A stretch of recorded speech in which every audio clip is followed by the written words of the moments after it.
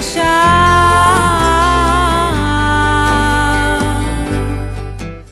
week, I read a book called Satisfaction: The Science of Finding True Fulfillment. It's an interesting book. It's written by a professor of psychiatry who's an expert on the parts of the brain where a feeling of satisfaction and fulfillment are triggered. And so the book is a description of this author's journey in search of experiences that bring about satisfaction. So he starts and he goes, he interviews people who win the lottery, and he goes to see people who are running an ultra marathon, running 100 miles in 24 hours in California, to see if that brings about true satisfaction. And he goes to the Hamptons, he eats a meal while he's blindfolded, like this incredibly pleasurable multi-sensory experience. And then he ends. He travels to Iceland to see one of the most beautiful places in the world, this incredible volcano that's incredibly beautiful. And the book, it ends with sort of the author saying, well, we've seen that we don't know 100% what really causes satisfaction. Apparently it's a very fleeting feeling and we can't really track it down to its source. Maybe it's sort of new experiences, maybe that brings about satisfaction, but it's very fleeting and, So basically, even though the book is titled Satisfaction, the feeling that the reader, or at least this reader, was left with was anything but.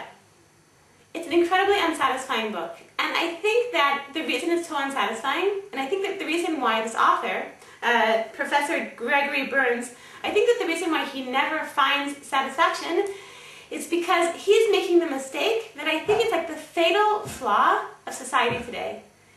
It's an obsession with our own emotional pulse. Like the world begins and ends with how we're feeling, with our emotional pulse, right? Am I feeling good? Am I feeling bad? I'm with my kids? Am I feeling frustrated? Am I feeling sad? Am I feeling excited? Am I making dinner? Am I feeling frustrated about this? Am I feeling sad about this? Am I feeling good about this? I think that this is the fatal flaw of society today, and I think that it brings about, I think it's this tendency to be obsessed, to never take our finger off our own emotional pulse. I think it's a tendency that destroys families, destroys marriages, destroys lives. And all of you who've seen previous pep talks and read what I've written, you know that I believe it's important to keep a certain amount of attention to the emotional pulse and to keep track of how we're doing and make sure that we're feeling good, that we're feeling happy. But this Western obsession with it, I think, is incredibly destructive. So I read something interesting in an article, maybe it's a response, I guess, to this book, Satisfaction, written by Rabbi Zev Leff. An amazing article about dealing with disappointment. And he writes there, he says that there's a misperception in society today that we believe that the purpose of life is to find fulfillment. He says, but really, the purpose of life is to fulfill a purpose. Okay, that's a little confusing. I'm going to say it again. That society believes that the purpose of life is to find fulfillment, but really, the purpose of life is to fulfill a purpose.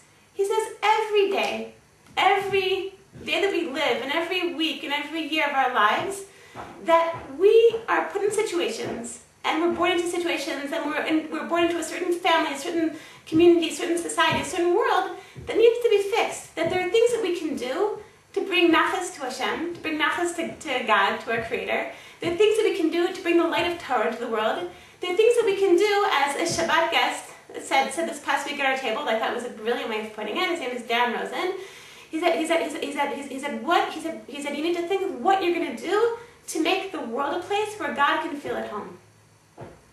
So that is our purpose in life. And it's basically what it means is, what Rabbi Leff is implying, is that in order really to have a real sense of fulfillment, we need to get beyond ourselves, get beyond our own emotional pulse and our own experience of what's going on, and look outward.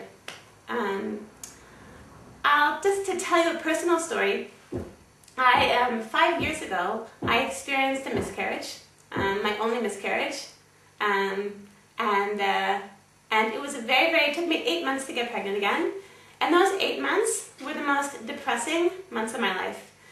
I I was so in mourning for the baby that I had lost, and I was so waiting to get pregnant again, but it wasn't happening as quickly as I hoped, and I was so down. It was so difficult for me.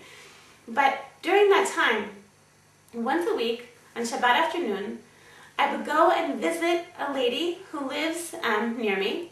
She's a woman who has multiple sclerosis, and she cannot move. She's paralyzed. She can't even drink on her own. You have to hold up a cup for her and sort of adjust the straw so she can drink. And I would go once a week on Shabbat afternoon, and I would read her the Torah portion. And that one experience, that time spent with this lady who was in such a terrible state, and for hours and hours afterwards, I was just on this high. It was the only time during that whole 8-month period that I actually felt happy. And why was that? I believe now it's because I was able to get my finger off, at least for a few hours, get my finger off my emotional pulse. How am I feeling? Am I still depressed? Maybe I'm feeling better. Maybe I'm not feeling better. Am I frustrated? To take my finger off of my emotional pulse and look outward, look at the world, think, here's a situation that I can help. I can make the world a better place. So I want to bless all of us that we should be able to look outward, and that we should be able to look at our children and see how we can make our children feel more loved. Look at our families, see how we make our families stronger. Look at our communities. What can you do? Let's say your neighbor's going through a messy divorce. You have somebody else is in the hospital. What are you going to do? What small step are you going to do? What small step are you going to take to make the world more of a place where God can feel at home?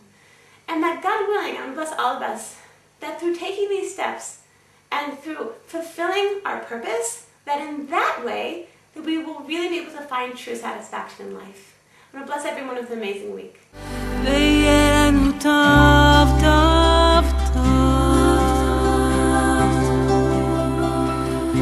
ויהיה לנו מה טוב